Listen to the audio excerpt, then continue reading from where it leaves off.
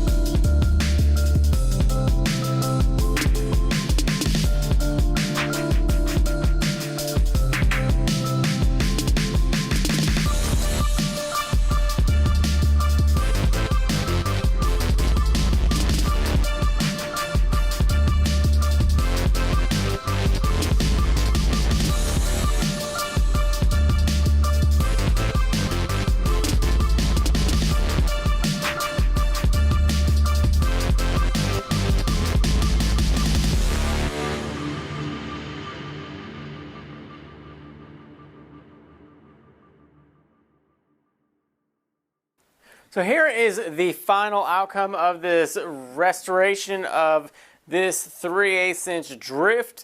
I had to create a new handle for it. I made it out of some walnut that I had sitting around here in the shop, and I had to clean up the little drift area and everything.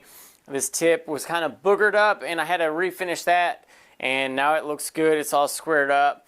The end, it needs to be ground back down, but I'm going to leave it like that for right now. And I've got a squared off section right here to really hold the handle whenever you're holding it down like that on top of whatever you're going to be drifting. This was a lot of fun using the draw knife and stuff like that to get the roughed out shape, and then I used the sander kind of to ease over a bunch of the edges and stuff like that. But I really liked the look of it and also the feel of it and how it tapers up towards the handle. I really like that design as well. Hope you guys enjoyed the video. If you guys did, hit that like button down there. Also, if you guys are new, welcome to my channel, and hit that subscribe for multiple videos during the week. I do blacksmithing and woodworking, so you guys can check out all those videos. Hope you guys enjoyed today's video, and I'll see you guys on the next one.